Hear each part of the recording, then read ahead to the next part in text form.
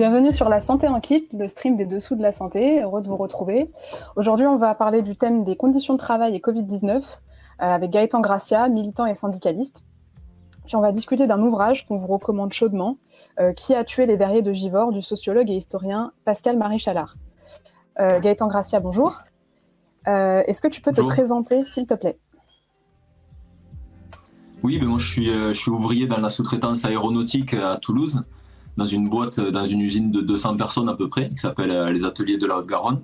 Je suis tourneur-fraiseur et je suis militant CGT, donc on a monté une petite section syndicale CGT. Et je suis aussi militant politique à Révolution Permanente, que les gens connaissent peut-être, hein, parce qu'on est en train d'essayer de présenter la candidature d'Anas Kazib, notre camarade, là, pour la présidentielle 2022. Donc voilà, j'ai ces différentes casquettes. Et alors du coup, justement, tu as particulièrement documenté les conditions de travail et le manque de protection, gel, masque, disponibles dans ton usine pendant la première vague du Covid-19. Est-ce que tu pourrais nous parler de la manière dont tes collègues et toi avez vécu cette première vague, du coup, puisque là, ça fait plus d'un an maintenant. Est-ce que tu as mis en place en tant que syndicaliste pour pallier au manque qu'il y a eu, que vous observiez? Ouais, je sais pas si il faut faire un effort de mémoire pour revenir à peu près à mars 2020, février-mars 2020, où on commençait tous à s'inquiéter et on connaissait pas bien ce virus encore. Et il commençait à y avoir début mars différentes annonces de confinement partiel. D'abord c'était fermer les écoles, ensuite les commerces non essentiels, etc. Et nous on s'inquiétait beaucoup. On fabrique des rivets aéronautiques, donc des pièces d'avion. Tous les avions étaient cloués au sol. Donc c'était clairement un truc pas essentiel, disons. Et Macron annonce le 16 mars le confinement, le premier confinement et la fermeture des commerces non essentiels, etc. Mais pas des usines non essentielles, en tout cas pas essentielles pendant l'urgence sanitaire, quoi. Donc comment on l'avait vécu, en plus c'était catastrophique parce qu'on voyait que nos patrons, ils s'en foutaient de notre santé. Par exemple, les jours d'avant, ils ne renvoyaient pas les personnes à risque chez elles. On n'avait pas de masque, on avait rien, quoi. Il y avait quelques gestes barrières, il fallait pas s'approcher à 1 mètre, c'était assez ridicule.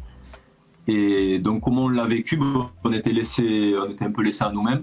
On s'est battu pour faire fermer notre usine nous-mêmes, c'est-à-dire qu'on a fait des droits de retrait, on s'est préparé à faire des droits de retrait collectifs. On a tout construit dans la nuit qui a suivi l'annonce de Macron. C'est-à-dire tous les collègues m'ont appelé pour dire mais c'est pas normal qu'on aille travailler, etc. Et le matin, quand on est arrivé, on allait faire ça. Le patron, il a flippé, il a fermé lui-même l'usine. Donc voilà, la première étape, on l'a vécu un peu comme ça. Comment est-ce que ça s'est organisé exactement? C'est-à-dire que vous êtes rassemblés pour demander un droit de retrait. Comment est-ce que ça se passe justement pour les personnes qui ne sauraient pas forcément? Ouais, en plus, on a fait tout un travail d'information après parce qu'effectivement, le droit de retrait, c'est pas bien connu. D'autant plus dans des petites entreprises comme nous, où il n'y a pas forcément des syndicats. Nous, c'est un syndicat assez jeune et récent.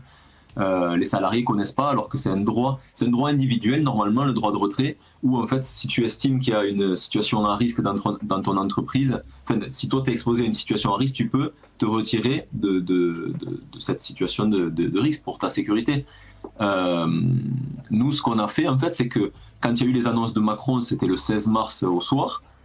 Le soir, il y a tous les collègues qui m'ont appelé pour me dire que c'était pas normal qu'on aille travailler et tout ça, qu'il faut faire fermer l'usine. Donc ce qu'on a dit, c'est qu'on allait faire un droit de retrait collectivement, même si dans le droit du travail ça se passe pas comme ça, mais bon, le rapport de force, ça permet de faire ces choses-là, on était tous d'accord sur ça.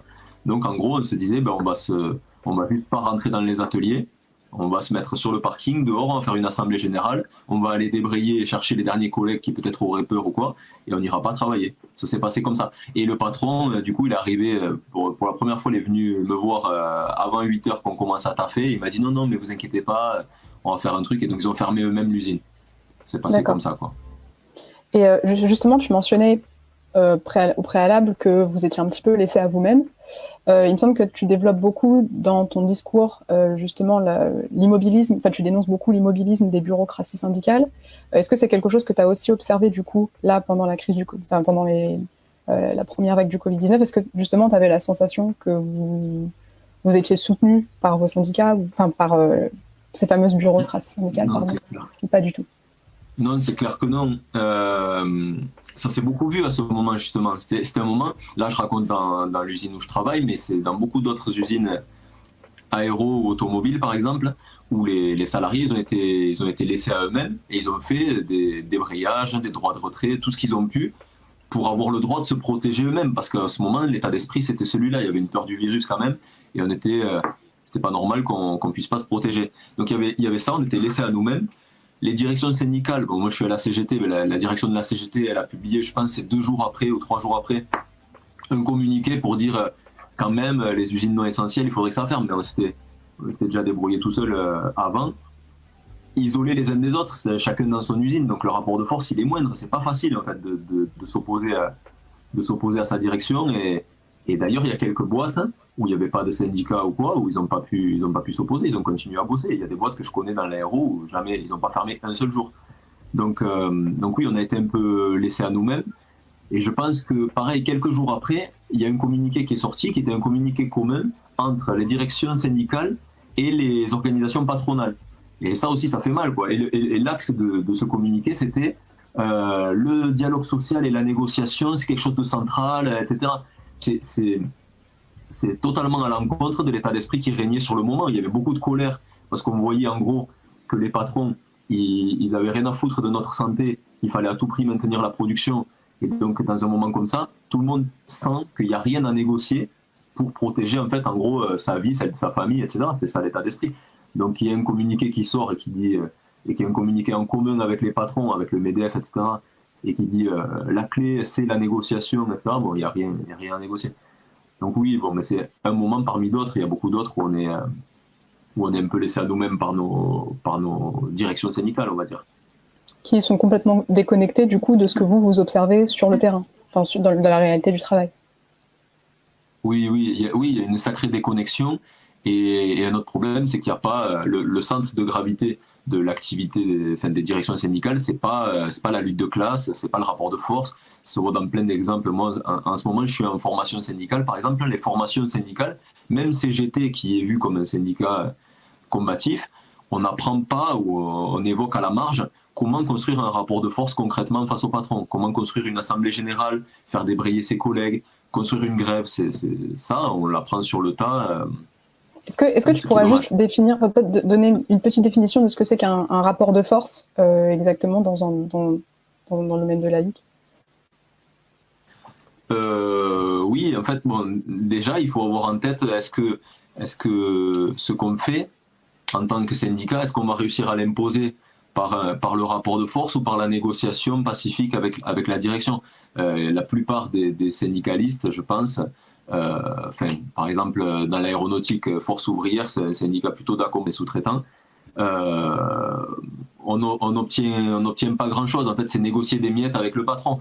Je pense que là où c'est le plus visible, c'est dans des moments de crise un peu forte, comme il y a eu par exemple celui que je te raconte sur mars 2020, c'est-à-dire au début du Covid, où le patron, en fait, alors que tout le monde flippe de ce virus, même les personnes à risque qui sont diabétiques ou autres, hypertension, mais ils voulaient même ces personnes-là, ils ne voulaient pas les renvoyer chez elles. Donc qu'est-ce que c'est un rapport de force pour répondre à ta question? Ça dépend. Le premier mot qui vient en tête, c'est la grève et qui est le plus connu, parce que tu tapes dans le portefeuille du patron, tu lui montres c'est qui fait tourner l'usine en réalité, et que quand il n'y a pas les salariés, bah, l'usine ne tourne pas et il se fait pas son profit. Donc ça, c'est le cœur du rapport de force. Mais enfin, ça, c'est pour parler très en général. Mais après une grève, ça se construit. Avant, il faut faire... tu peux faire de différentes manières. Tu essayes de réunir les salariés, faire des assemblées générales. Tu peux faire des débrayages de quelques heures. Il y a beaucoup de choses dans le panel de ce qu'on peut utiliser. Mais encore faut-il le vouloir déjà. Il faut avoir en tête que le patron, il ne va pas lâcher de bon cœur, surtout si ça touche à son profit, nos revendications. Donc, alors, j'aurais juste une question. Le live se rend compte. Pardon, vas-y. Non, pardon. Oui, il y a juste une question d'une personne sur le chat qui demande si la médecine du travail vous avez soutenu dans vos revendications. Bon, pareil, c'est pas très réactif, je pense, mais après, c'est pas que... Enfin, parce que vous avez vu, ce que je raconte, en fait, c'est que le soir des annonces de Macron, on se téléphone tous, on s'organise et le lendemain on fait fermer. Et d'autant plus dans un moment où il fallait être réactif, ce que tout le monde disait, enfin, etc. Il faut taper fort et vite. Donc la médecine du travail, on n'a même pas eu de lien avec elle en fait dans toute cette première phase, quoi. Et alors j'aurais une question pour revenir à ce que tu disais justement sur la fermeture des commerces, des cafés, restaurants, des commerces non essentiels. Je sais que tu as fait une vidéo où tu disais justement, mais alors certes il y a eu la fermeture des cafés, c'est bien, mais qu'est-ce qu'on fait des usines non essentielles? C'est ce que tu disais à l'instant, où tu disais que nous on travaille dans la sous-traitance aéronautique. Est-ce que c'est vraiment essentiel d'aller produire des pièces d'avion pendant une crise sanitaire? Et justement, tu disais qu'il y avait un décalage entre le discours du gouvernement et celui qui disait qu'il fallait se confiner, qu'il fallait éviter les interactions, et celui du patron qui vous disait qu'il fallait que vous fassiez vos 8 heures, quoi. Je sais que toi, tu avais un discours par rapport à ça qui était assez intéressant, où tu disais justement qu'il fallait à la fois éviter de laisser ouvertes les usines non essentielles, mais s'il y a un besoin, par exemple, pour les respirateurs, ça a du sens de produire. Donc, est-ce que tu peux nous parler un petit peu justement de ce que toi tu défendais pendant la première vague du Covid-19? Oui, en fait, le but c'était d'essayer de montrer que on voulait pas rester seulement à une position défensive. L'urgence, c'est ce que j'ai raconté tout à l'heure, c'est-à-dire nous, en tant qu'ouvriers, on a le droit à défendre notre santé si on estime que c'est nécessaire. Donc en fait, on estimait que pourquoi si les commerces non essentiels ferment, pourquoi si les usines non essentielles ne ferment pas, on a le droit d'être confiné aussi. Donc ça, c'était notre base. Par contre, on a une conscience de ce qui se passe au-delà de juste notre usine. Et on voyait que par exemple dans l'aéronautique, il y avait des milliers de masques qui étaient prêts pour les ouvriers pour continuer à produire des avions qui pourtant étaient cloués au sol. Mais dans le même temps, dans les hôpitaux juste à côté de chez nous, il manquait de masques ou de respirateurs artificiels, j'en sais rien, de gel hydroalcoolique, de tout. Donc on avait conscience de ça. Donc nous, ce qu'on disait, c'était intéressant parce que c'était pas seulement rester à une position défensive, mais aussi avoir un discours plus offensif. C'était de dire, nous, c'est pas qu'on veut pas travailler. Nous, on serait prêt à travailler, mais sous certaines conditions.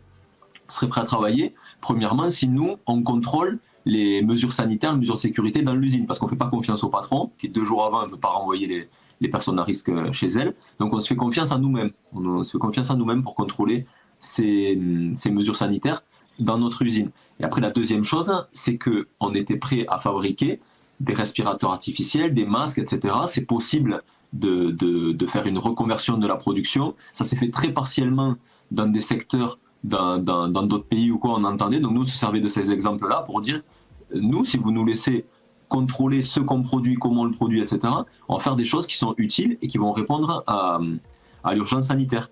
Et ça a été un discours qui a mis beaucoup les patrons sur la défensive, que ce soit les nôtres ou d'autres, parce qu'il y a d'autres usines où les gens nous ont appelés, ils ont trouvé intéressant ce discours-là, ça les a beaucoup mis à la défensive. Nous, par exemple, notre patron, il savait tellement pas quoi dire qu'il nous a sorti oui, mais il faut à tout prix fabriquer des rivets, là, même en mars, là, très tôt, parce que imaginez si un hélicoptère du SAMU, il a besoin d'être dépanné, alors que c'est absurde, parce que nous, on sait que la production, c'est en gros faire des millions de rivets pour vendre des A320 en grande quantité pour l'aviation civile. C'est comme ça le secteur aéro.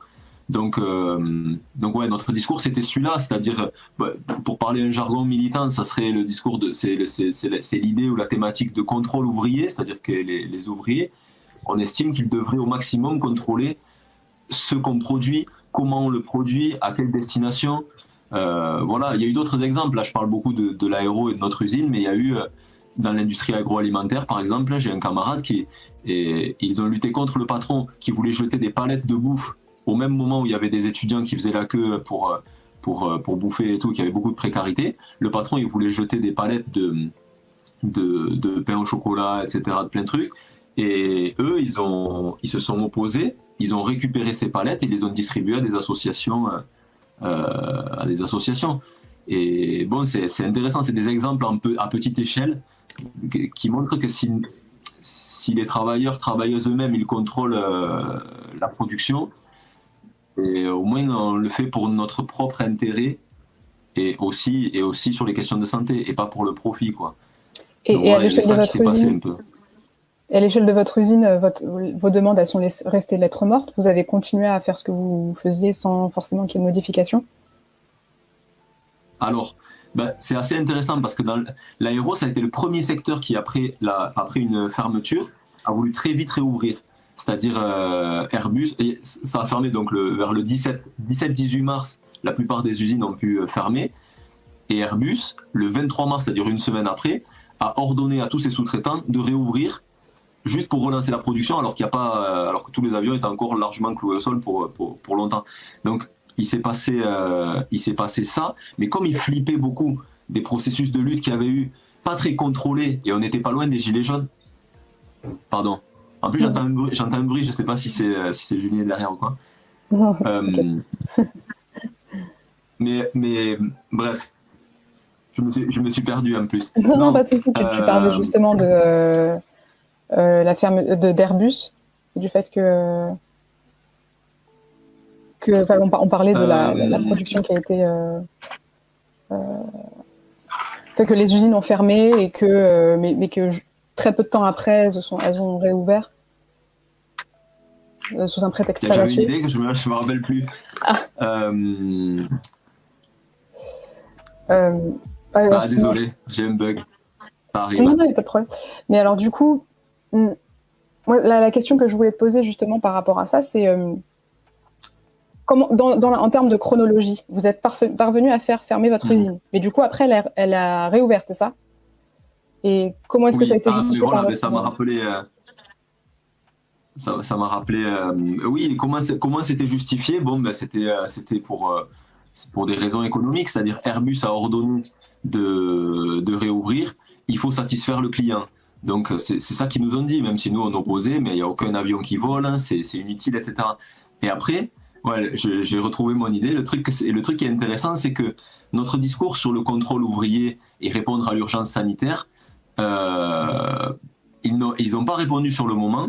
Par contre, ils ont récupéré cette idée à un moment particulier, c'est-à-dire quand les masques ils ont commencé à devenir obligatoires et qu'ils ont pris 10 fois leur prix. Je ne sais pas si tu te rappelles ce moment où ils ont vraiment augmenté beaucoup leur prix. Là, ils ont commencé à lancer une activité masque. Ils ont acheté des machines qui est de production de masques et et aujourd'hui, ils ont créé une entreprise qui fabrique des masques, sauf que ça s'est pas fait sous contrôle ouvrier, mais c'est une reconversion de la production typiquement sous contrôle capitaliste, c'est-à-dire ça a été une entreprise de masques qui s'est faite à leur manière et pas à la nôtre. C'est-à-dire, par exemple, ils ont pris des centaines d'intérimaires, ils les ont traités vraiment, vraiment comme de la merde.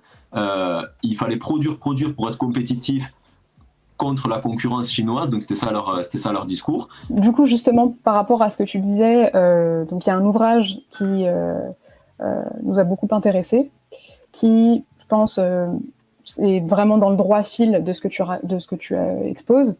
C'est l'ouvrage de Pascal Maréchalard, donc qui est un chercheur au CNRS, sociologue et historien et membre de l'Institut de recherche interdisciplinaire sur les enjeux sociaux. Et donc il a publié l'ouvrage en 2017 Qui a tué les verriers de Givors aux éditions La Découverte. Et alors du coup, la raison pour laquelle je pense que c'est un ouvrage qui est particulièrement intéressant pour ce dont on discute, c'est qu'il y a aussi cette question de conditions de travail qui est centrale dans l'ouvrage, conditions de travail, pollution environnementale aussi. Alors ça, on en reparlera après, en quoi est-ce que ça a du sens par rapport à tes engagements et le travail. Donc en fait, cet ouvrage, c'est une enquête sur une enquête qui a été menée par la compagne d'un verrier malade, Mercedes Cervantes, avec un imprimeur à la retraite, Laurent Gonon, pour essayer de comprendre pourquoi dans la petite ville de Givors, proche de Lyon, des hommes meurent les uns après les autres, emportés par un cancer alors qu'ils sont relativement jeunes. Donc tous ces hommes ont travaillé pour produire des bouteilles et des pots à la verrerie qui a fermé ses portes en 2003. Et donc du coup, c'est un ouvrage qui articule la question de pollution environnementale, la centralité du travail, et le droit à un travail sain, digne de fierté et intéressant. Et il me semble que c'est précisément une articulation que toi tu fais. Et surtout, la raison pour laquelle je pensais à ça particulièrement, c'est que tu avais fait une vidéo à un moment donné, il me semble que c'était l'an dernier, non, il y a quelques mois, où tu parles justement de la question de contrôle ouvrier, trafic aérien et sa pollution, et l'hydrogène vert. Et où tu disais justement, et c'est toute la contradiction pour les verriers édivores, c'est qu'avant de se lancer dans une bataille pour faire reconnaître l'influence que le travail a eue sur leur santé, c'est des gens qui se sont mobilisés pour ne pas que l'usine ferme. Donc toi, je sais que tu as un discours qui permet de résoudre cette contradiction, en tout cas cette contradiction apparente, et j'aimerais bien que tu en parles un petit peu, s'il te plaît. Ben ouais, je pense que c'est une vieille contradiction du mouvement ouvrier qui aujourd'hui peut être dépassée parce qu'il y a un sentiment, il y a une sensibilité sur les questions écologiques qui est plus forte, je pense. Mais c'est vrai on pourrait citer taquet d'exemples de cette contradiction entre les ouvriers qui veulent défendre leur emploi, ce qui est totalement légitime, mais du coup, à qui on renvoie, vous défendez votre emploi polluant ou votre emploi dangereux.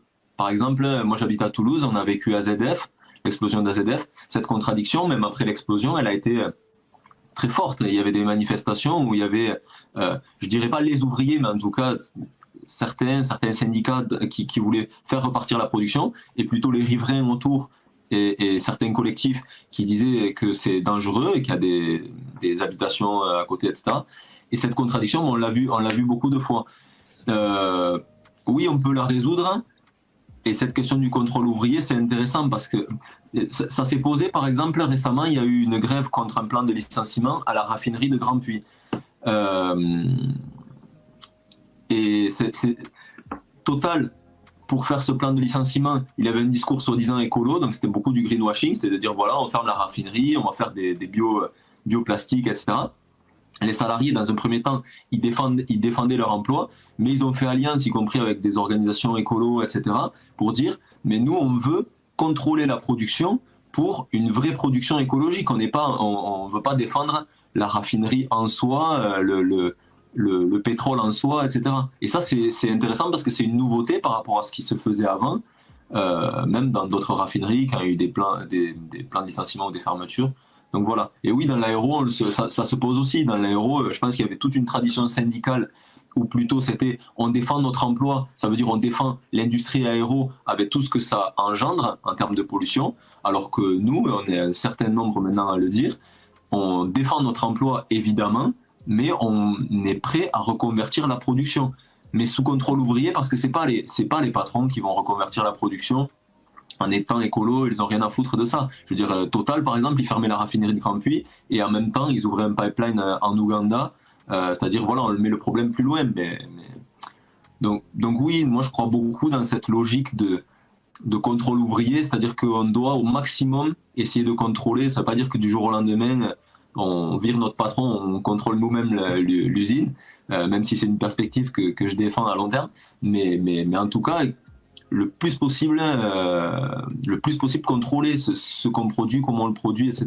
Sinon, il y a une opposition stérile entre nous, on serait les ouvriers réactionnaires qui défendent juste notre emploi, même si c'est pour faire de l'armement ou pour polluer, et les gens qui s'en foutraient de défendre nos emplois, quoi. C'est un peu dommage. Et tu mentionnais justement la lutte de la raffinerie de Grandpuits, pardon. Comment est-ce qu'elle s'est un petit peu... Alors, je sais que du coup, Adrien Cornet s'était beaucoup exprimé là-dessus. Comment est-ce qu'elle était négociée justement, cette articulation entre mouvement ouvrier et milieu écolo? Est-ce que les milieux connaissaient par exemple la pertinence du contrôle ouvrier pour dépasser cette contradiction apparente justement entre ce qu'on appelle souvent fin du mois ou fin du monde ou fin du mois? Ben, c'est vrai que moi, c'est la première fois que je voyais autant que ce soit des organisations écolos ou des militants. Enfin, je veux dire, il y a des jeunes qui étaient plutôt sensibles ou politisés sur cette question-là, qui venaient sur le piquet de grève de la raffinerie Grandpuits pour défendre l'emploi des raffineurs. Ça, franchement, c'est quand même quelque chose d'assez nouveau, qui est le résultat, je pense, de effectivement le discours qui tenait les camarades comme Adrien Cornet et d'autres dans la raffinerie, et aussi le fait que ce discours aujourd'hui, il peut être pas mal entendu, que ce soit parce qu'il y a un sentiment écolo un peu plus fort, ou je pense que les gilets jaunes aussi, ça a quand même montré pas mal que on ne veut pas opposer fin du mois et fin du monde. Donc voilà, pour toutes ces raisons-là, je pense aujourd'hui, le mouvement ouvrier il doit avoir cette ligne-là, quoi. C'est plus possible de se diviser entre différents mouvements de manière aussi con, je pense. Et alors, je sais que justement dans l'ouvrage, à un moment de Pascal-Marie Chalard, il est précisé que les dangers qui sont identifiés par Mercedes Cervantes et Laurent Gonon, hein, donc les deux personnes qui mènent l'enquête sur les cancers, dans l'usine de Givors sont encore présents dans les verreries industrielles françaises. Tu avais mentionné le fait que toi-même, tu avais vu que c'était une réalité, que c'était quelque chose qui existait encore. Est-ce que tu peux nous en dire un petit peu plus à ce sujet? Parce que c'est vrai qu'on en entend très peu parler, mine de rien, des conditions de travail des travailleurs de manière générale, mais les verriers encore plus. Et il me semble que tu as quelque chose à dire à ce sujet. Ouais, même si je suis pas du tout un expert de ce secteur, mais c'est vrai que j'ai un bon ami qui a travaillé longtemps dans une verrerie récemment, là, plusieurs années, et qu'il me disait les conditions de travail sont très difficiles, que ce soit la chaleur, les projections, l'exposition à différents produits, enfin tous les trucs qui parlent dans le livre. Vraiment, c'est ce que moi, mon pote, il m'a raconté. Les horaires aussi, parce que les 4-8 et les 5-8, c'est un sacré truc à tenir, c'est vraiment destructeur, quoi. Peut-être que, enfin, moi, l'expérience que j'ai, c'est que souvent, quand on est jeune, ouvrier, on fait ces horaires-là, etc. Bon, ça fait un tout petit peu d'argent en plus parce que tu as quelques heures de nuit ou des primes d'équipe, donc tu te dis, je souffre, mais je souffre, tu dis même pas ça, mais voilà, c'est un petit sacrifice pour avoir un peu de thunes. Mais dans le livre aussi, il y a un peu ça, et le mec, il raconte bien, je trouve, comment il y a un rapport à son propre corps quand on est ouvrier, qu'en gros, on sait qu'on se fait mal, d'une certaine façon, mais c'est normalisé, des choses qui seraient pas normalisées dans la vie de tous les jours, mais qui dans le travail ouvrier, c'est normalisé, de se blesser, d'avoir des mauvaises conditions de travail, etc. Donc oui, voilà, au-delà même des verreries, hein, je pense. Et dans ton usine, par exemple, c'est quelque chose que tu vois. Est-ce que, par exemple, le fait la maladie, le fait de subir des accidents, c'est quelque chose qui est normalisé? Et quel recours vous avez pour défendre vos conditions de travail? Oui, oui, dans mon usine, je le vois. Et c'est pas forcément en termes d'accident de travail, où il n'y a pas, on n'a pas énormément, mais en termes de santé ou de santé mentale, ça c'est impressionnant. Par exemple, depuis le Covid, moi j'ai jamais vu ça. Depuis le Covid, il y a énormément de démissions, de ruptures conventionnelles, de gens qui partent. Et c'est pas qu'ils partent pour un projet ou pour faire autre chose, c'est qu'ils veulent tout sauf ça. C'est-à-dire tous mes collègues, pourtant on est une petite usine, je pense qu'il y a une trentaine de personnes qui sont parties, tous avec le même discours, c'est tout sauf ça. Je peux plus être dans une usine. Une usine, c'est difficile à décrire comme ça pour quelqu'un qui le vit pas, mais pour moi, on est enfermé, il n'y a pas la lumière du jour, c'est une ambiance où il y a du bruit, il y a de l'huile ambiante comme ça, il y a tout ça, il y a une pression aux cadences, c'est ça, 8 heures par jour, 40 heures par semaine, je comprends que voilà, les gens ils veulent plus travailler dans ça. Et après il y a des conditions de travail qui sont difficiles dans certains ateliers. Je connais, il y a des ateliers, nous on les appelle germinales, dans les ateliers on passe devant, on voit les ouvriers sont couverts de poussière, d'un savon par exemple particulier, ils vont se laver les mains, ils doivent sortir se laver les mains, les bras et tout, genre toutes les 30 minutes, enfin, il y a certaines conditions, c'est des trucs de fou, hein, franchement. Et après, en plus, il y a un petit sentiment d'impuissance parce que même nous qui pourtant avons fait un syndicat, on a relevé la tête, on a fait un truc assez sérieux, on reste une petite usine dans laquelle pendant plus de 40 ans, il n'y avait ni syndicat ni grève. Donc vous imaginez que tout est à reconstruire, c'est-à-dire les traditions de lutte, de résistance et tout. Donc c'est ça qui fait qu'il y a même un petit sentiment d'impuissance. Ou dans le livre, pour reparler du livre, eux pourtant ils ont un syndicat qui est depuis longtemps et tout, et malgré ça, ils n'ont pas pu faire un énorme travail sur les conditions de travail et l'exposition aux produits. Par exemple, ils l'ont fait après qu'il y a un choc fort qui est, il y a plein de gens qui sont en train de crever du cancer, quoi. Donc c'est assez, ça fout la rage, quoi, quand tu lis ça, franchement. Et une chose qui apparaît beaucoup dans l'ouvrage et qui me semble extrêmement importante, c'est la question, et d'autant plus importante qu'on ait une chaîne YouTube qui s'intéresse justement à la question de la santé, c'est le rapport au corps médical. Une chose qui apparaît particulièrement, c'est que les médecins sont assez, pour le moins rétifs aux demandes des anciens verriers. Est-ce que c'est aux demandes des anciens verriers vis-à-vis pour obtenir un dossier médical, pour entamer la procédure de reconnaissance de leur maladie en maladie professionnelle? Est-ce que c'est une attitude que toi tu observes aussi en tant que travailleur, en tant que militant syndicaliste? Est-ce que c'est quelque chose que tu vois justement cette réticence des médecins à écouter les conditions, à se mettre, à écouter les conditions de travail des ouvriers, par exemple à fournir des arrêts de travail quand la nécessité se pose?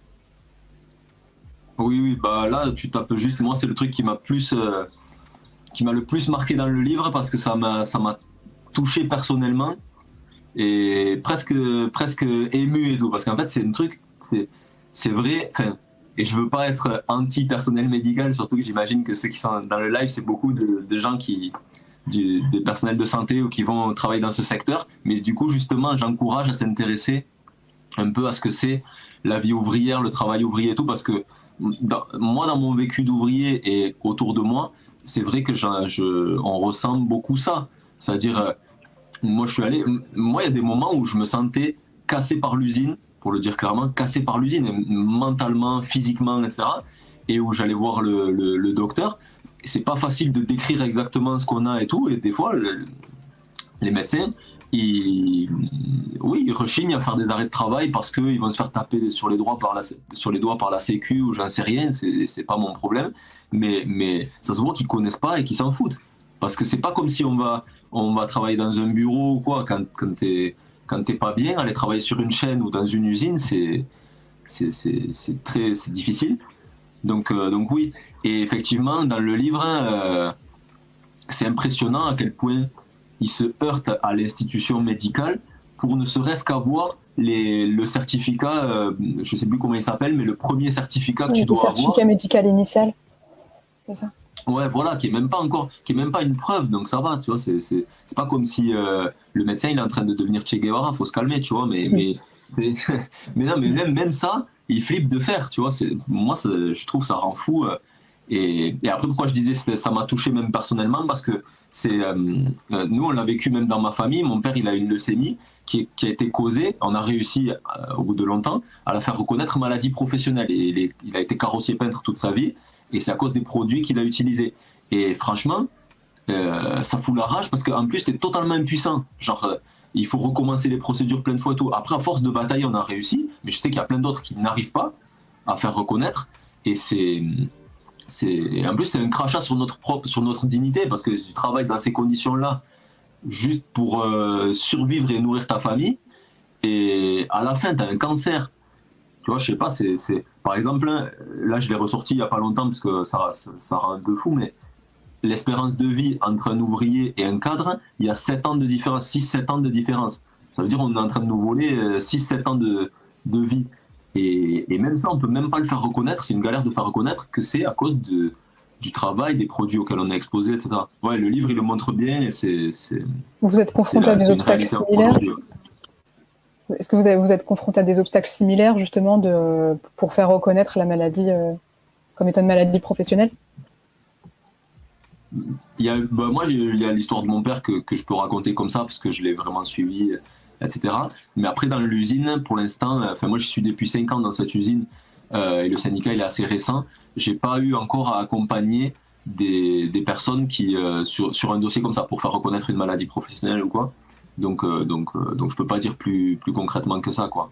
Mais je sais que c'est comme ça la réalité. Enfin, je veux dire, autour de moi, j'en parle et tout. C'est vraiment difficile encore aujourd'hui. Il faut être dans un tableau. Enfin, comme il raconte dans le livre, il faut être sa maladie, il faut qu'elle soit dans un tableau, qu'elle corresponde à certains produits. Si elle l'est pas, il faut faire reconnaître hors tableau. Et c'est difficile parce qu'il faut prouver soi-même qu'il y a un lien avec tel produit qu'on a utilisé. Il faut que les patrons ou nos anciens patrons veuille bien donner en fait les produits auxquels on a été exposé, quel poste on a travaillé, tout ça c'est difficile. Et quand c'est toi-même qui as ton cancer et tu dois faire ça, tu dois être enquêteur, tu vois, c'est absurde. Et souvent ça repose sur, comme il dit aussi dans le livre, quand ces ouvriers-là, ça reposait sur leurs femmes qui ont passé toute leur énergie à faire ça, quoi. Oui, parce que c'est vrai qu'une chose qui est évidente quand on lit l'ouvrage, c'est le niveau de difficulté auquel ils ont dû se confronter, quoi. Alors, déjà, la pénibilité du fait de prendre soin de son proche, et en plus, après, de mener toute une bataille qui est extrêmement ardue, rien que déjà pour faire reconnaître la maladie en maladie professionnelle, et puis ensuite il y a le procès, c'est assez dantesque, et on se doute bien qu'il n'y a que dans des familles qui sont particulièrement déterminées qui pourraient faire ça. Moi, il y avait une chose aussi sur laquelle je voulais t'interroger, c'est que dans l'ouvrage, en fait, une chose qu'on voit aussi, c'est que le collectif des Verriers, il bénéficie d'un réseau d'interdépendance très dense entre d'anciens collègues, d'un attachement fort au travail aussi, et qui a tout un réseau militant autour qui permet à la mobilisation de prendre, quoi. Donc il y a déjà ce réseau militant qui est lié au PCF, à la CGT, qui leur permet de coopérer avec des représentants politiques nationaux de premier plan. On voit qu'il y a des avocats qui leur apportent du soutien, des journalistes, des scientifiques. Moi, j'ai la sensation que ce type de réseau semble s'être considérablement affaibli. En tout cas, j'ai l'impression que dans beaucoup de mobilisations, justement, on sent que les ouvriers sont un petit peu laissés à eux-mêmes, quoi. Est-ce que toi, c'est quelque chose que tu observes et à quoi est-ce que tu l'attribues ? C'est vrai ce que tu dis. Bon, enfin, déjà, effectivement, la bataille des Verriers, elle montre une chose, c'est que le truc des réseaux, mais même juste agir comme une force collective, c'est un truc central. Et il y a un préambule, je crois, dans le livre où il parle de l'amiante, et où l'amiante, même si on savait les effets depuis longtemps, c'est quand ça a commencé à faire scandale, quand les patrons, les dirigeants, etc., ils ont commencé à flipper, que ça y est, ça a été admis que l'amiante, c'est dangereux pour la santé, et que ça a été interdit, je crois, en 96 ou 17. Mais... donc oui, pour moi, la première leçon, c'est qu'il faut lutter collectivement et pas se laisser individualiser dans ces procédures, que ce soit la reconnaissance maladie professionnelle ou le droit de retrait dont je parlais tout à l'heure, etc. Donc ça, c'est la première chose. Maintenant, oui, il y a eu, on n'est plus dans le mouvement ouvrier des années 60, 70, etc., avec un PCF très fort et une CGT très forte, qui était... qui avait du bon et du mauvais, parce que ça pouvait avoir du bon dans le sens qu'il y avait plus un collectif de travail, des réseaux, etc., comme tu dis. Pouvait avoir aussi du mauvais, parce que c'est pas qu'une question de collectif, mais de stratégie aussi. C'est-à-dire, d'ailleurs, ça se sent un peu dans le bouquin, que c'était plutôt un syndicalisme type PCF et CGT de l'époque, c'est-à-dire il y avait quand même une relative loyauté avec le patron. À un moment, il dit on ne mord pas la main de celui qui nous nourrit, etc. Et ça limite aussi jusqu'où tu peux aller dans ton rapport de force ou dans tes revendications. Et justement, il disait que cet état d'esprit-là fait qu'ils n'étaient pas du tout chauds de questionner que leur cancer, etc., c'était dû à ça. Donc, après, est-ce que cet état d'esprit, toi, tu l'attribues du coup au PCF, à la CGT, oui, parce que moi, il me semble que dans l'ouvrage, justement, c'est pas tellement présenté comme ça. Moi, il me semble que c'est plutôt, en tout cas, Pascal-Marie Chalard développe que c'est plutôt lié à la manière dont le travail est lié à l'identité de l'ouvrier. Mais toi, t'attribues plutôt ça au Parti communiste français, à la CGT. C'est les deux, en fait. C'est-à-dire le PCF de l'époque, il surfait sur ce truc-là, et sur le capitalisme des 30 glorieuses, avec des patrons plutôt paternalistes, etc. À un moment, il décrit, je ne sais plus comment il s'appelle, le patron, pas le dernier, celui qui a fermé la boîte et qui a fait l'OPA sur la boîte et tout, enfin, qui a amené ça, mais celui d'avant, je crois que c'était son père, qui était un patron paternaliste. Il venait, à un moment, il boit un verre de vin avec les ouvriers, etc. Et il y a tout un truc par exemple, il y a Stéphane Siro, c'est un historien qui a travaillé qui a étudié le syndicalisme, qui disait que ça fait constant, j'entends grave des bruits, franchement. Désolé. Ouais. Bref, oui, Stéphane Siro, par exemple, il raconte comment le syndicalisme de cette époque-là, c'était beaucoup une régulation de l'ordre social par le conflit. Ça veut dire, en gros, il y avait des grèves de pression. En gros, c'était institué, donc c'était quasi théâtralisé, que tu as des, on va dire, négociations salariales. On va faire grève à un moment donné. Si la grève, elle arrive bien, après, on va négocier. Et à la fin, il y a un compromis. Donc, le syndicalisme-là, il est rentré en crise, à mon avis, justement parce qu'il n'a jamais remis en cause le capitalisme lui-même, les racines des problèmes, etc. Et aujourd'hui, fois, ça laisse plus de place à une contestation, je pense, plus radicale. Par exemple, ce qu'on est en train de discuter tout à l'heure, le lien entre défendre son emploi et défendre la planète, c'est quelque chose où il y a plus d'espace pour le faire aujourd'hui et où le syndicalisme type parti communiste de l'époque ne défendait pas, défendait plutôt en fait l'emploi des ouvriers sans trop se préoccuper de ces questions-là. Donc voilà, c'est une question de réseau et tout ça. Effectivement, il faut reconstruire beaucoup du mouvement ouvrier, mais aussi se poser la question c'est pas à l'identique qu'on va le reconstruire, je pense, hein, et plutôt il faut se poser la question avec quelle stratégie. Et alors, justement, je voulais un petit peu creuser par rapport à ça. Donc, le syndicalisme tel qu'il est développé dans l'ouvrage, c'est un syndicalisme de compromis. Tu parlais justement du capitalisme, de ce côté très patriarcal, pardon, du patron vis-à-vis de ses ouvriers. Toi, tu te reconnais pas trop dans ce type de syndicalisme-là. Qu'est-ce que tu défends, toi, pour ta part? Nous, on défend que les ouvriers doivent faire de la politique aussi, c'est-à-dire, mais un truc que je dis souvent aux collègues, c'est si tu ne t'occupes pas de politique, c'est la politique, elle va s'occuper de toi. C'est-à-dire, on ne vit pas que dans l'usine et avec juste le patron en face de nous, et les seules questions qui se posent, c'est des questions d'emploi et de salaire. C'est pas vrai, on vit dans le même monde que tout le monde, dans une société où il y a en fait, où la politique elle est partout, et où en fait se posent des questions non seulement d'emploi et de salaire, mais aussi toutes sortes de questions, et les questions écolo comme on a abordé tout à l'heure. Et donc nous, on défend un type de syndicalisme qui soit politique, pour le dire comme ça, mais parfois ça se pose à l'intérieur. Donc ça, j'ai essayé de l'expliquer tout à l'heure. Par exemple, voilà, on n'est pas resté juste sur on se défend nous-mêmes, mais on veut être utile à la société. Donc ça, c'est un discours qui a un fond politique, on va dire. Mais parfois, ça se pose même au sein de l'usine, sur l'articulation entre ces questions d'emploi et de salaire et des questions, par exemple, de racisme. Nous, on a vécu assez récemment là un cas où il y avait un ouvrier qui a fait une blague raciste, ça s'est su dans l'usine et tout ça, et en fait les ouvriers racisés, ils ont voulu faire quelque chose, se défendre et tout, et à la fin c'était grave intéressant parce qu'ils ont écrit un texte eux-mêmes où ils s'adressaient à leurs collègues, c'est-à-dire tout ça s'est fait sans la direction, parce que la direction elle sert à rien dans ces cas-là, et ils ont écrit un texte où ils s'adressaient à leurs collègues blancs en disant regardez, on vient de faire une grève où on a été unis et tout ça, la condition de notre unité c'est si vous n'êtes pas raciste et qu'en fait on commence pas à se diviser sur des trucs comme ça. Donc oui, c'est quelque chose qui est pas, franchement, pour le vivre au quotidien, c'est pas habituel quoi. Dans le milieu syndical, ça se résume plutôt à des questions quand même d'emploi, de salaire et conditions de travail, et il n'y a pas beaucoup une tension pour dire autre chose. Et comment il a été perçu ce communiqué-là justement par tes collègues? Il a été bien perçu, sauf par les cons, on va dire. Tous les collègues, ils disaient ça fait râler les cons. C'est-à-dire, mais c'était surtout les chefs. En fait, d'ailleurs, j'ouvre une petite parenthèse, mais on fait passer souvent les ouvriers pour des réacs, la base sociale du FN ou je sais pas quoi. Nous, dans l'usine, on voit, et dans d'autres usines aussi, que c'est surtout quand tu commences à monter dans la hiérarchie. Déjà, tu commences à monter dans la hiérarchie, c'est que blanc, c'est-à-dire les racisés sont tous en bas. Nous, on avait publié déjà des communiqués comme ça et tout.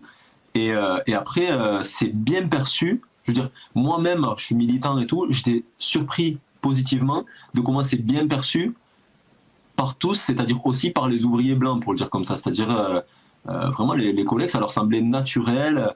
Y a pas, vraiment, c'est que les chefs, en fait, ça les fait un peu bugger en mode ouais, pourquoi vous parlez de ça? Ça concerne pas, tu vois, c'est pas emploi-salaire. Mais sinon, non, ça semblait naturel parce que c'est un truc qu'on vit tous les jours. Donc pourquoi on ne l'écrit pas dans notre acte et pourquoi on n'en fait pas, et pourquoi on ne le transforme pas en revendication? Pour moi, c'est totalement naturel. Si dans les ateliers on parle comme ça, on le traduit dans du concret après, quoi, je sais pas.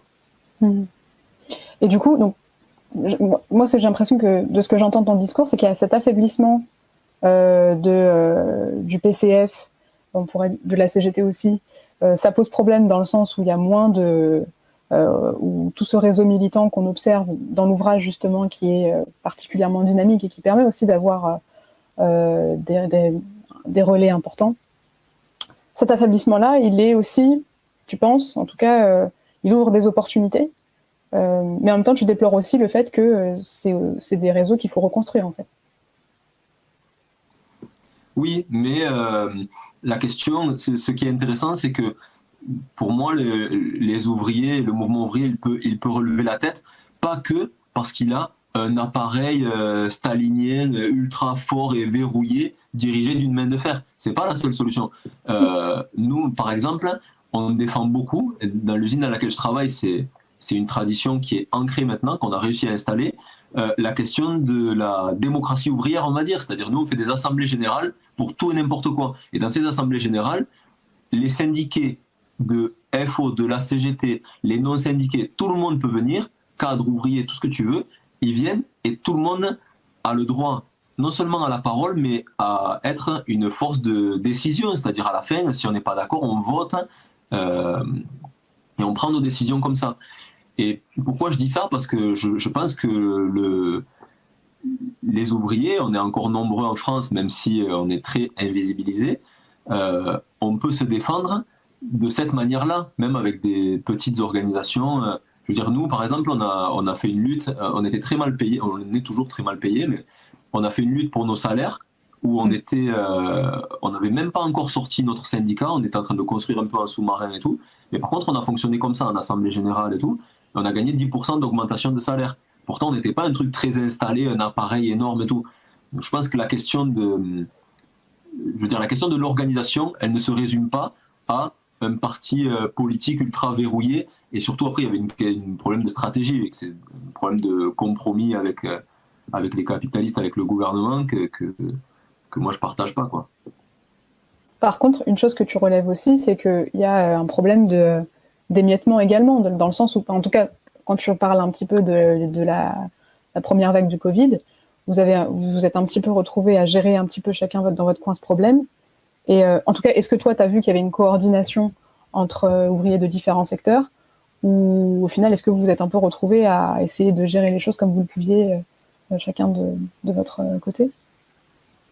Ben, on l'a fait nous-mêmes, la coordination. C'est-à-dire que, justement, moi, d'un côté, je suis content que la CGT et Philippe Martinez, ils ne viennent pas et ils m'ordonnent, en fait, voilà, là, on va se coordonner, mais on va faire comme ça, comme ça. Parce que vu le communiqué qu'ils ont sorti d'alliance avec les patrons pour dire, en fait, ah non, on va négocier, peut-être vous pouvez aller travailler un peu, etc. Ben, si c'était être tous unis derrière cette stratégie-là, c'est de la merde. Donc au moins, ça nous a laissé de la place, on va dire, pour se coordonner nous-mêmes à la base, on va dire, pour dire comme ça. Donc on a monté un collectif, on a appelé collectif des salariés de l'aéronautique, où en fait on précisait bien que c'était ouvert à tout syndicat ou non syndiqué, etc., etc. Et en plus, il y a eu pas mal de réussites sur le moment.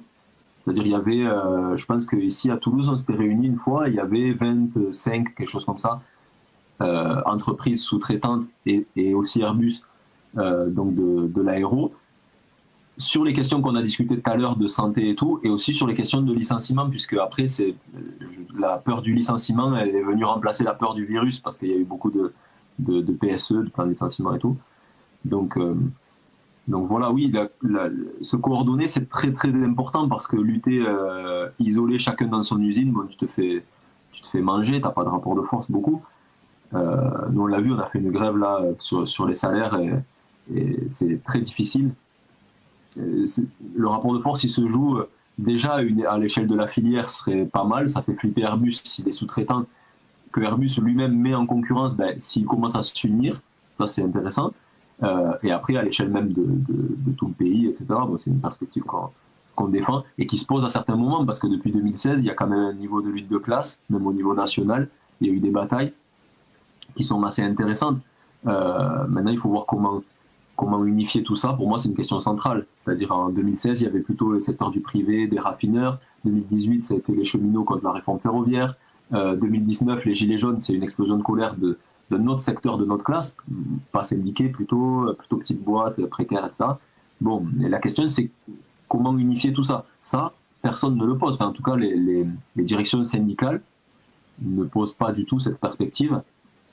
Donc, c'est à nous de le faire. Et quand je dis nous, c'est à la base, et les militants. Bon, moi, je suis militant à la Révolution permanente. J'ai cette stratégie-là que je défends. Mais voilà. Il me semble que vous défendez justement une stratégie particulière pour permettre cette unification. Qu'est-ce que vous proposez du coup à RP pour sortir de cet émiettement et précisément peser dans le rapport de force? Ben, il y a cette question-là de la coordination et de l'auto-organisation, c'est-à-dire que la lutte ou la grève appartient aux grévistes, qu'on ait dans nos propres mains les luttes quand on relève la tête et que ça ne soit pas un bureaucrate qui aille négocier à l'Élysée ou à Matignon notre propre avenir, parce que quand on fait grève, c'est nous qui perdons l'argent et ça concerne nos propres vies. Et parfois avec une certaine violence, comme on était en train de discuter tout à l'heure, en fait, les verriers de givors, les cancers et tout ce qu'on se mange. Donc ça, c'est un truc qu'on défend et qui me semble totalement légitime et qu'on essaye d'appliquer au maximum. Par exemple, nos camarades cheminots, quand il y a eu la bataille contre la réforme des retraites, cheminots et RATP surtout, à Paris, ils ont essayé de construire ce type de coordination. Donc ils ont fait la coordination RATP-SNCF. Ce qui était intéressant, c'est qu'ils ont réussi avec ça. C'était assez représentatif de différents dépôts de bus, différentes lignes, etc. Et ils ont réussi à maintenir la grève, même quand les directions syndicales, elles appelaient plutôt au compromis à la trêve. C'est-à-dire il y avait la trêve de Noël à un moment. Je ne sais pas si tu te rappelles. Je pense que Martinez et d'autres, ils commençaient à dire voilà, on revient le 9 janvier ou je ne sais plus quel jour. Et les autres, ils avaient commencé la grève, ça faisait un mois, et ils ont dit non, on continue maintenant qu'on a commencé. Ils ont réussi à maintenir ça. Donc c'est des exemples encore à petite échelle parce qu'aujourd'hui, malgré tout, c'est la direction de la CGT qui contrôle en fait le gros du mouvement ouvrier, même si c'est pas avec le poids des dernières décennies. Mais voilà, je pense qu'il faut aller contre ça, parce que c'est une stratégie de division. Quand il y a eu les Gilets jaunes, en fait, il y avait une occasion, je pense, dans le pays, de faire l'unité de différentes parties de notre classe sociale, c'est-à-dire les syndiqués, c'est plutôt grosses entreprises ou fonction publique, ou c'est certains secteurs. Gilets jaunes, c'était plutôt d'autres secteurs, plutôt petites boîtes et tout. Il y avait l'occasion, et les directions syndicales, y compris CGT, ce qu'elles ont fait, c'est exactement l'inverse. Elles ont condamné les violences des Gilets jaunes, elles les ont assimilées à des fascistes, etc. Ils n'ont pas essayé d'unifier ça, quoi. Donc on défend un peu ça comme perspective. Merci pour tes réponses. Et j'aurais du coup une dernière question à te poser. S'il y avait un message que tu pouvais envoyer à des professionnels de santé, au corps médical de manière générale, qu'est-ce que tu leur dirais sur cette thématique-là, justement, de conditions de travail? Ce que j'ai dit très vite fait tout à l'heure, mais que en tout cas moi c'est ce qui me tient le plus à cœur, c'est vraiment d'essayer d'être sensible, de connaître, de s'intéresser un peu à notre condition et de se rendre compte de ça, parce que c'est vraiment... Moi ça me choque, je l'ai vécu moi-même, je sortais du médecin les larmes aux yeux, parce qu'en fait t'es impuissant totalement face à ça. À part, le seul truc qu'on a, c'est quoi? C'est aller voir un autre médecin ou quoi? Mais il faut qu'on se fasse une liste des médecins qui sont pas trop des rats pour lâcher un arrêt de travail. Tu vois, c'est quand même sacrément violent. Et on voit, je veux dire, moi dans mon usine, je vois des gens qui sont en dépression, qui pètent un câble, etc., qui doivent se gérer un peu comme ils peuvent. Et les médecins n'ont pas à être le relais de nos patrons. On prend déjà assez cher avec nos patrons et nos chefs. On a déjà la pression. Je vous dis un exemple concret. Dans mon usine, nos salaires sont très bas. Ils sont compensés, entre guillemets, par une prime qui est autour de 200 €, quelque chose comme ça. Cette prime, tu es absent un jour dans le mois, toute la prime du mois saute. Ça, c'est déjà suffisamment violent. Hein. Ça fait que les gens, pour des questions de santé, vont travailler, même malades, même mal et tout, même blessés, ce que tu veux. Je l'ai vu plein de fois. J'ai vu plein de fois qu'on arrive vers la fin du mois, le mec a réussi à pas être malade, et il est malade comme un chien, il va venir quand même, donc il va même contaminer ses collègues, etc., mais il aura sa prime. Et la prime, c'est important. Quand ton salaire, en fait, c'est 1004 ou 1005 sans la prime, et tu as 200 € de plus avec la prime. Donc voilà. Donc si en plus on se prend la violence de l'institution médicale, ou l'incompréhension ou quoi, c'est quand même quand même particulier. Donc voilà, en tout cas c'est mon message qui me tient à cœur, c'est celui-là. Merci beaucoup Gaëtan. J'ai pas d'autres questions à te poser. Merci beaucoup à tous nos auditeurs.